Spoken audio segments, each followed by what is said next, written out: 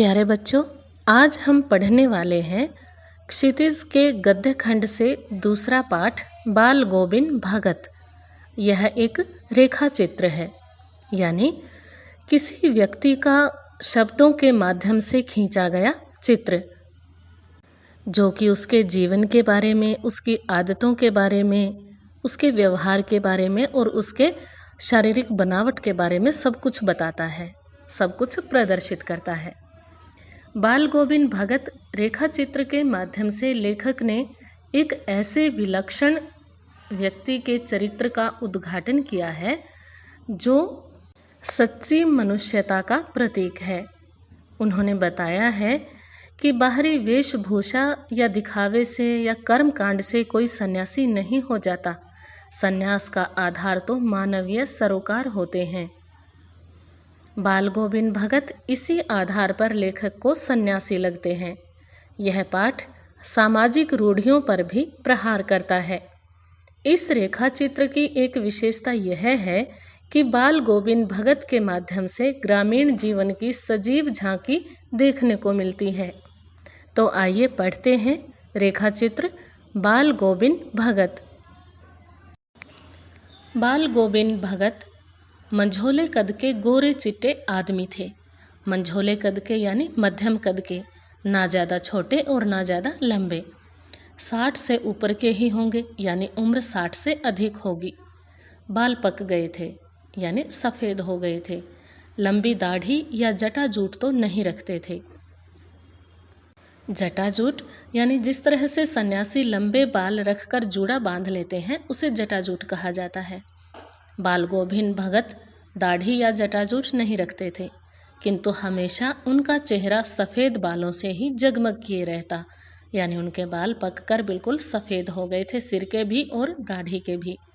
कपड़े बिल्कुल कम पहनते।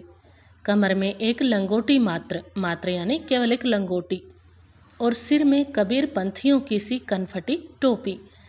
कबीर पंथियों की सी यानी कबीर को मानने वाले लोग, उसके सिद्धांतों को मानने वाले लोग जैसी टोपी पहनते हैं वैसी कनफटी टोपी, यानी जो कानों को ना ढकती हो, ऐसी टोपी। जब जाड़ा आता एक काली कमली ऊपर से ओढ़े रहते। कमली यानी पतला और थोड़ा सा छोटे आकार का कंबल। मस्तक पर हमेशा चमकता हुआ रामानंदी चंदन, जो नाक के एक छोर से ही औरतों के टीके की तरह शुरू होता, यानी नाक से शुरू होकर पूरे माथे पर लंबाई में लगा हुआ चंदन का तिलक होता था। गले में तुलसी की जड़ों की एक बेडोल माला बांधे रहते। ऊपर की तस्वीर से यह नहीं माना जाए कि बाल गोविंद भगत साधु थे। ऊपर की तस्वीर यानी ऊपर बाल गोविंद भगत के बारे में जो कहा गया है, उसकी जैसी वेशभूषा बताई गई है, उसके अनुसार उन्हें सन्यासी नहीं मानना चाहिए। नहीं, बिल्कुल गृहस्थ। वो तो गृहस्थ थे, शादी की थी, उनके बच्चे थे, परिवार था, मतलब वो सन्यासी नहीं थे। उनकी गृहिणी की तो मुझे याद नहीं, गृहिणी यानी पत्नी की तो याद नहीं, कभी देखा नहीं। उनके बेटे और पतोहू को तो मैंने देखा था। पतोहू यानी पुत्र वधू, बेटे की बहू। थोड़ी खेती बाड़ी भी थी, एक अच्छा साफ सुथरा मकान भी था। यानी वो देखने से सन्यासी लगते थे, आदतों से सन्यासी लगते थे, लेकिन जीवन उनका गृहस्थी जैसा था। किंतु खेती बाड़ी करते, परिवार रखते भी बाल गोविंद भगत साधु थे। यानी चाहे बेशक उनका परिवार था, खेती बाड़ी करते थे, घर बसाया हुआ था, लेकिन फिर भी अपने आचरण से, अपने व्यवहार से और अपनी आदतों से वे साधु थे। साधु की सब परिभाषाओं में खरे उतरने वाले, यानी साधु सन्यासियों वाले सभी गुण उनमें थे। कबीर को साहब मानते थे। साहब यानी भगवान। वे कबीर को अपना भगवान मानते थे। उन्हीं के गीतों को गाते, उन्हीं के आदेशों पर चलते, उन्हीं की भक्ति करते। कभी झूठ नहीं बोलते, खरा व्यवहार रखते, किसी से भी दो टूक बात करने में संकोच नहीं करते, यानी सच कहने में उन्हें किसी तरह की हिचक नहीं थी। न किसी से खामखाह झगड़ा मोल लेते, किसी की चीज़ नहीं छूते, न बिन पूछे व्यवहार में लाते। इस नियम को कभी कभी इतनी बारीकी तक ले जाते कि लोगों को कुतूहल होता, यानी हैरानी होती। कभी वह दूसरे के खेत में शौच के लिए भी नहीं बैठते। वह गृहस्थ थे, यानी परिवार वाले थे, लेकिन उनकी सब चीज़ साहब की थी। मतलब चाहे वो कुछ भी कमाते, कुछ भी करते, किसी भी चीज़ पर अपना अधिकार नहीं मानते थे। उनका मानना था कि सब कुछ उनके साहब का, यानी सब कुछ कबीर का दिया हुआ है, इसलिए सब कुछ उन्हीं का है। वे जो कुछ खेत में पैदा होता, सिर पर लाद कर पहले उसे साहब के दरबार में ले जाते, जो उसके घर से 4 कोस दूरी पर था। एक कबीर पंथी मठ से मतलब, यानी कबीर का एक मठ था, वहाँ पर ये अपनी सारी फसल को ले जाते थे। वह दरबार में भेंट रूप रख लिया जाकर प्रसाद रूप में जो उन्हें मिलता उसे घर लाते और उसी से गुजर चलाते। यानी जितनी भी फसल होती सारी की सारी वो दरबार में चढ़ा देते भेंट के रूप में, और वहाँ से फिर जो पुजारी थोड़ी सी फसल रख लेता भेंट के रूप में, बाकी सारी उन्हें प्रसाद के रूप में लौटा देता था। वो लाकर घर पर उसी से अपना गुजारा करते थे। इन सब के ऊपर मैं तो मुग्ध था उनके मधुर गान पर, जो सदा सर्वदा ही सुनने को मिलते। यहाँ पर लेखक कह रहे हैं कि वो तो हमेशा सदा सर्वदा यानी हमेशा ही उनके गाने पर मुग्ध रहते थे। कबीर के वे सीधे साधे पद जो उनके कंठ से निकलकर सजीव हो उठते, यानी बाल गोविंद भगत कबीर के लिखे हुए पदों को गाते थे बड़े लगन के साथ। आषाढ़ की रिमझिम है। आषाढ़ महीने का नाम है जो सावन से पहले आता है। ये देसी महीनों के नाम है जो हमारे भारत में आमतौर पर लिए जाते हैं। समूचा गांव खेतों में उतर पड़ा है। कहीं हल चल रहे हैं, कहीं रोपनी हो रही है। रोपनी यानी धान की फसल रोपी जा रही है। धान के छोटे छोटे पौधे खेतों में लगाए जा रहे हैं। धान के पानी भरे खेतों में बच्चे उछल रहे हैं। औरतें कलेवा लेकर मेड़ पर बैठी हैं। कलेवा यानी दोपहर का भोजन। औरतें घर का काम करके खेत में भोजन लेकर जो आती हैं वो लेकर वो मेड़ पर बैठी, यानी खेतों में जो मेड़ बना दी जाती है क्यारियों के चारों तरफ, उस पर बैठी हैं। आसमान बादल से घिरा, धूप का नाम नहीं, ठंडी पुरवाई चल रही है। ऐसे ही समय आपके कानों में एक स्वर तरंग झंकार सी कर उठी। यह क्या है? यह कौन है? यह पूछना न पड़ेगा। इन पंक्तियों में लेखक ने ग्रामीण क्षेत्र के खेतों का बड़ा ही सुंदर वर्णन किया है, और वहाँ का जो मौसम है, खेतों में जो रोपाई चल रही है, उन सब का बहुत अच्छा वर्णन किया है। ऐसे में ही क्या होता है, कोई संगीत का स्वर सुनाई देता है। बाल गोविंद भगत समूचा शरीर कीचड़ में लिथड़े, यानी पूरे शरीर पर कीचड़ लगा हुआ, क्योंकि धान की फसल पानी में खड़े होकर रोपी जाती है। वे अपने खेत में रोपनी कर रहे हैं, यानी धान की फसल लगा रहे हैं। उनकी अंगुली एक एक धान के पौधे को पंक्तिबद्ध खेत में बिठा रही है। पंक्तिबद्ध यानी लाइन से लगा रही है। धान के पौधे बिल्कुल बराबर जगह से पंक्ति में यानी एक लाइन में लगाई जाती है। उनका कंठ एक एक शब्द को संगीत के जीने पर चढ़ाकर, जीने यानी सीढ़ी पर चढ़ाकर, कुछ को ऊपर स्वर्ग की ओर भेज रहा है तो कुछ को इस पृथ्वी की मिट्टी पर खड़े लोगों के कानों की ओर। यानी बाल गोविंद भगत जब गाना शुरू करते हैं तो उनकी आवाज़ ऐसे लगती है मानो कुछ स्वर ऊपर आसमान की तरफ जा रहे हैं और कुछ नीचे धरती की तरफ आ रहे हैं। मेड़ पर खड़ी औरतों के होंठ कांप उठते हैं, यानी औरतें भी गुनगुनाने लगती हैं। हलवाहों के पैर ताल से उठने लगते हैं, यानी हल चलाने वालों के भी पैर ताल के साथ साथ चलने लगते हैं।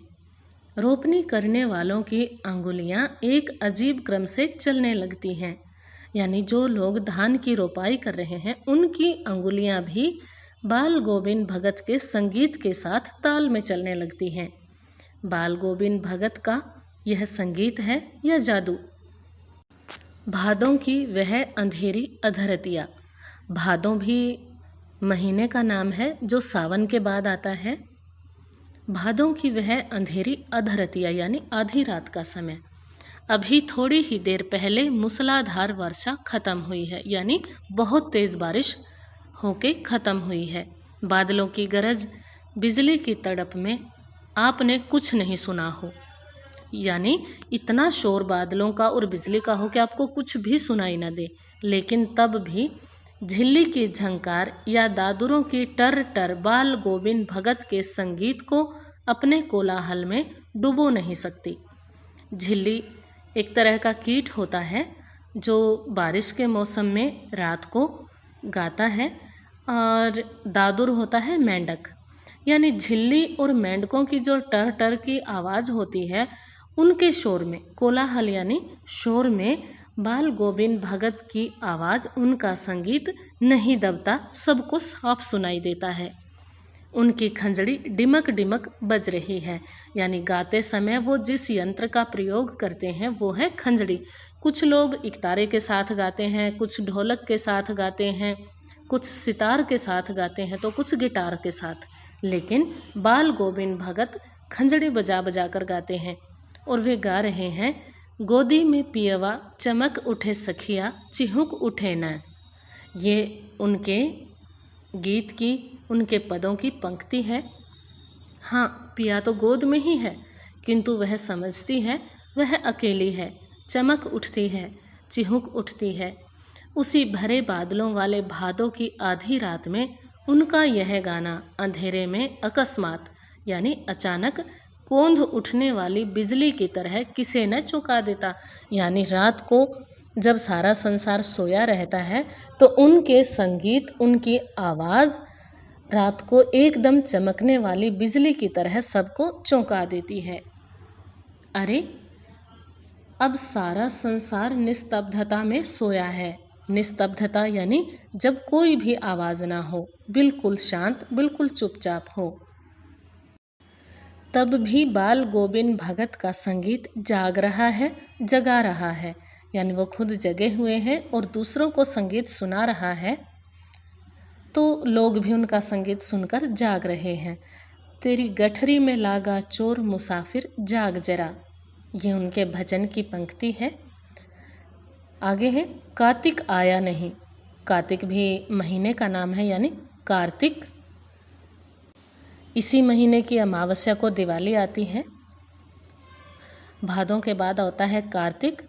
कार्तिक आया नहीं कि बाल गोविंद भगत की प्रभातियाँ शुरू हुई। प्रभातियाँ यानी सुबह सुबह, अर्ली मॉर्निंग, प्रभात में जो भजन गाए जाते हैं उन्हें प्रभातियाँ कहते हैं, जो फागुन तक चला करती। यानी वो कार्तिक के महीने से लेकर फागुन के महीने तक सुबह सुबह उठकर प्रभातियाँ गाया करते। कार्तिक से फागुन तक मतलब हम समझ सकते हैं कि पूरी सर्दी, यानी अक्टूबर के अंत से लेके मार्च तक, इन दिनों वह सवेरे ही उठते, यानी अर्ली मॉर्निंग उठ जाते। न जाने किस वक्त जगकर वह नदी स्नान को जाते, यानी नदी में नहाने के लिए जाते। गांव से 2 मील दूर यहीं से नहा धोकर लौटते और गांव के बाहर ही पोखरे के ऊंचे भिंडे पर, पोखरे यानी तालाब के किनारे पर जो ऊंची जगह बनी होती है, बुर्जियां जो होती हैं, उस पर अपनी खंजड़ी लेकर जा बैठते और अपने गाने टेरने लगते, यानी भजन गाने लगते। मैं शुरू से ही देर तक सोने वाला हूँ, किंतु एक दिन माघ की उस दांत किटकिटाने वाली भोर में भी, माघ भी महीने का नाम है, लगभग हम दिसंबर या जनवरी में इसको कह सकते हैं, और भोर का अर्थ होता है सुबह। यानी माघ के महीने में बहुत ज़्यादा ठंड होती है उस सुबह में भी उनका संगीत मुझे पोखरे पर ले गया था, यानी उनका संगीत मुझे सुनाई दिया तो मैं जल्दी उठ के वहाँ तालाब तक पहुँच गया।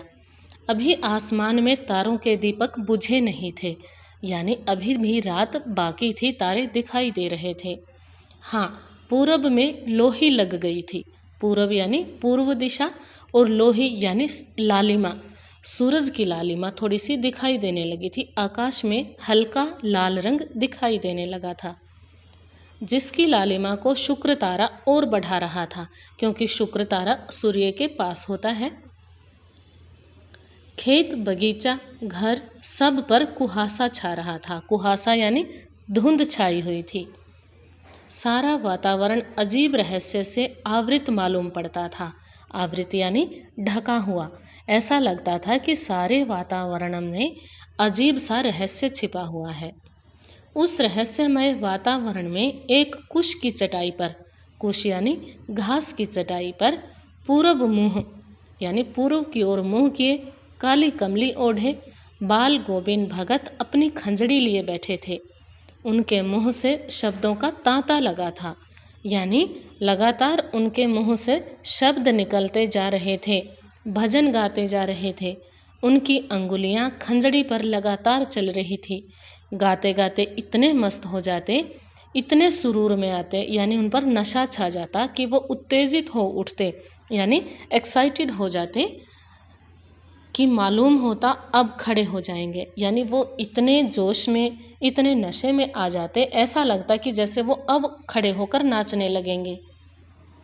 कमली तो बार बार सिर से नीचे सरक जाती। मैं जाड़े से कंप कपा रहा था, किंतु तारे की छाँव में भी, यानी रात के तारे अभी पूरी तरह से बुझे नहीं थे। उनके मस्तक के श्रम बिंदु जब तब चमक ही पड़ते। मस्तक यानी माथे के, और श्रम बिंदु यानी पसीने की बूंदें। इतनी ठंड में, इतने जोश, इतनी मस्ती में वो गाते थे कि उनके माथे पर पसीने की बूंदें दिखाई देने लगती। गर्मियों में उनकी संझा कितनी उमस भरी शाम को न शीतल करती। संझा यानी जिस तरह से वो सुबह प्रभातियाँ गाते थे सर्दियों के मौसम में, उसी तरह गर्मियों के मौसम में शाम के वक्त वो संझा गाया करते, यानी संध्या के भजन, शाम के समय गाए जाने वाले भजन। कितनी उमस भरी शाम को न शीतल करती, यानी गर्मियों की शाम कितनी भी उमस भरी हो, वो शीतल लगने लगती थी उनके भजनों को सुनकर। अपने घर के आंगन में आसन जमा कर बैठ जाते। गांव के उनके कुछ प्रेमी भी जुट जाते। खंजड़ियाँ और करतालों की भरमार हो जाती। करताल, कर होता है हाथ, और ताल यानी तालियाँ, हाथों की हथेलियाँ। करताल यानी तालियों की आवाज़ें आती। एक पद बाल गोविंद भगत कहे जाते। उनकी प्रेमी मंडली उसे दोहराती तिहराती, यानी दोबारा गाती, तीसरी बार गाती। धीरे धीरे स्वर ऊंचा होने लगता, एक निश्चित ताल और एक निश्चित गति से, यानी कभी भी ताल इधर उधर नहीं होती थी, कभी भी कोई सुर नहीं बिगड़ता था।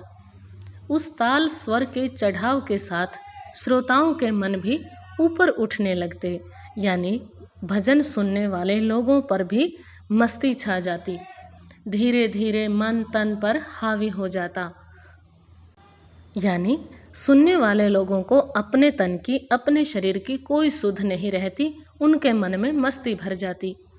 होते होते एक क्षण ऐसा आता कि बीच में खंजड़ी लिए बाल गोविंद भगत नाच रहे हैं, और उनके साथ ही सबके तन और मन नृत्यशील हो उठे हैं, यानी सबके तन मन नाचने लगे हैं। सारा आंगन नृत्य और संगीत से ओतप्रोत है, यानी नाच गाने में सारा वातावरण डूबा हुआ है।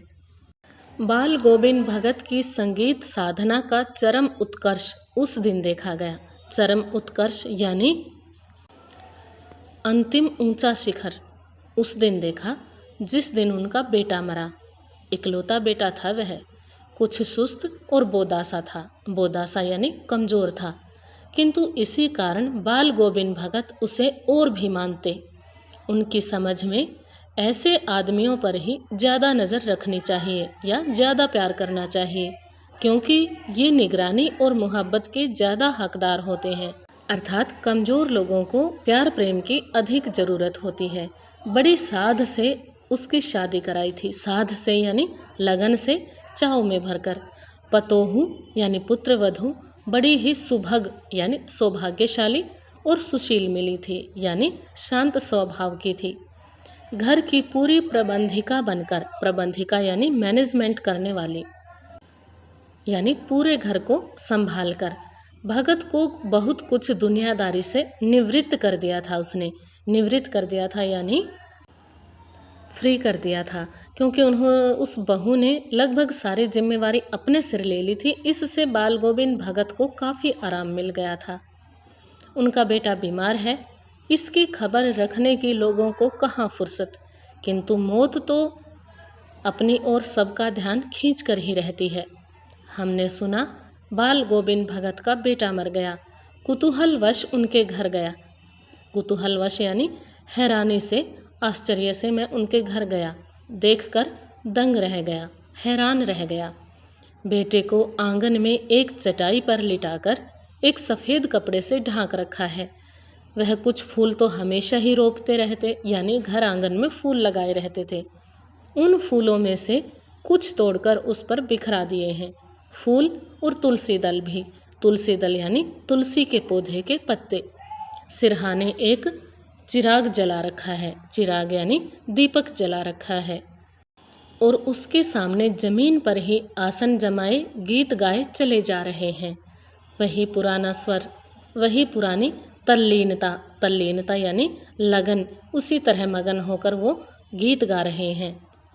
घर में पतोहू रो रही है, जिसे गांव की स्त्रियां चुप कराने की कोशिश कर रही हैं, किंतु बाल गोविंद भगत गाए जा रहे हैं।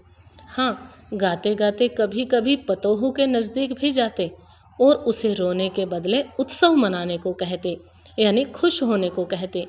आत्मा परमात्मा के पास चली गई।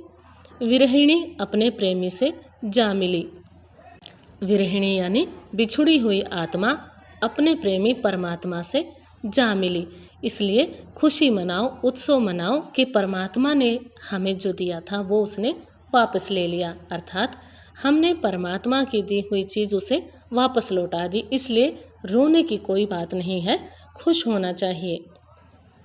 भला इससे बढ़कर आनंद की कौन बात है। मैं कभी कभी सोचता, यह पागल तो नहीं हो गए, क्योंकि इकलौता बेटा था, जवानी में ही उसकी मृत्यु हो गई थी, और बाल गोविंद भगत रोने की बजाय खुश हो रहे थे, भजन गा रहे थे और बहू को भी खुश होने के लिए कह रहे थे। किंतु नहीं, वह जो कुछ कह रहे थे उसमें उनका विश्वास बोल रहा था, वह चरम विश्वास जो हमेशा ही मृत्यु पर विजयी होता आया है, यानी उन्हें आत्मा परमात्मा के मिलन में पूरा विश्वास था। बेटे के क्रियाक्रम में तूल नहीं किया। क्रियाक्रम मतलब अंतिम संस्कार जो था, उसमें न कोई जल्दबाजी की, न ही किसी तरह की कोई तकरार की। पतोहू से ही आग दिलाई उसकी, यानी दाह संस्कार करते समय चिता को जो अग्नि दी जाती है वो पुत्र की वधू से ही दिलवाई। किंतु जो ही श्राद्ध की अवधि पूरी हो गई, श्राद्ध की यानी 13वीं जो ही हुई, पतोहू के भाई को बुलाकर उसके साथ कर दिया, यह आदेश देते हुए कि इसकी दूसरी शादी कर देना। अर्थात भगत जी ने बहू के भाई को बुलाकर बहू को उसके साथ जाने के लिए कहा और उसके भाई से कहा कि अपने घर ले जाकर इसकी दूसरी शादी कर देना। इधर पतोहू रो रो कर कहती, मैं चली जाऊंगी तो बुढ़ापे में कौन आपके लिए भोजन बनाएगा, बीमार पड़े तो कौन एक चुल्लू पानी भी देगा। मैं पैर पड़ती हूँ, मुझे अपने चरणों से अलग नहीं कीजिए। लेकिन भगत का निर्णय अटल था। निर्णय यानी फैसला, अटल जो न टल सके, यानी उन्होंने पक्का फैसला कर लिया था कि बहू को उसके मायके भेजना है। तू जा, नहीं तो मैं ही इस घर को छोड़कर चल दूंगा। यह थी उनकी आखिरी दलील, यानी हार कर अंत में वो बोले कि अगर तू अपने मायके नहीं जाएगी, यहीं रहने की जिद करेगी, तो मैं ही ये घर छोड़कर चला जाऊंगा। और इस दलील के आगे बेचारी की क्या चलती, यानी बहू को अपने भाई के साथ मायके जाना पड़ा हमेशा के लिए। बाल गोविंद भगत की मौत उन्हीं के अनुरूप हुई। अनुरूप यानी उन्हीं के अनुसार हुई। जैसा उनका जीवन था, जैसा उनका विश्वास था और व्यवहार था, उसी के अनुसार उनकी मृत्यु हुई। वह हर वर्ष गंगा स्नान करने जाते। स्नान पर उतनी आस्था नहीं रखते जितनी संत समागम और लोक दर्शन पर। यानी गंगा स्नान में, गंगा में नहाने में उनकी आस्था तो थी, लेकिन उससे ज़्यादा उनकी आस्था, उनका विश्वास था संतों के साथ रहने में, संतों के साथ भजन कीर्तन करने में और लोक दर्शन में, यानी आसपास के स्थान देखने में। पैदल ही जाते। करीब 30 कोस पर गंगा थी। 30 कोस यानी लगभग 45 किलोमीटर। साधु को संबल लेने का क्या हक, यानी संबल होता है सहारा, तो साधु को संबल लेने का क्या हक, यानी वो साधु की तरह जीवन बिताते थे तो उन्हें किसी का सहारा नहीं लेना चाहिए। और गृहस्थ किसी से भिक्षा क्यों मांगे, और वो रहते गृहस्थ की तरह थे, उनका परिवार था, घर था, तो वो किसी से भिक्षा भी कैसे मांगते। इसलिए घर से खाकर चलते तो फिर घर पर ही लौटकर खाते। रास्ते भर खंजड़ी बजाते, गाते, जहाँ प्यास लगती पानी पी लेते। 4-5 दिन आने जाने में लगते, किंतु इस लंबे उपवास में भी वही मस्ती। उपवास यानी व्रत में, क्योंकि 4-5 दिन के सफ़र में आते जाते समय वो कुछ भी नहीं खाते थे। अब बुढ़ापा आ गया था, किंतु टेक वही जवानी वाली। टेक यानी उनके संगीत का जो स्वर था, जो ताल थी, वही जवानी की तरह थी, उसमें कोई कमी नहीं आई थी। इस बार लौटे तो तबीयत कुछ सुस्त थी, यानी तबीयत कुछ ढीली लग रही थी, ठीक नहीं थी। खाने पीने के बाद भी तबीयत नहीं सुधरी, थोड़ा बुखार आने लगा, किंतु नेम व्रत तो छोड़ने वाले नहीं थे। नेम व्रत यानी उन्होंने जीवन में जो नियम बना रखे थे, सुबह जल्दी उठने का, प्रतिदिन नहाने का, भजन गाने का, उन्होंने कोई नियम नहीं छोड़ा।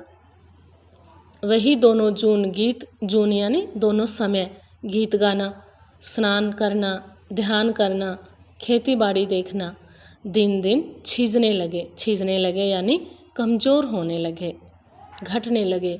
लोगों ने नहाने धोने से मना किया, आराम करने को कहा, किंतु हंसकर टाल देते रहे। उस दिन भी संध्या में गीत गाए, किंतु मालूम होता जैसे तागा टूट गया हो। तागा यानी धागा। ऐसे लग रहा था जब वो भजन गा रहे थे तो मानो उनकी आवाज़ टूट रही हो, सुर टूट रहा हो।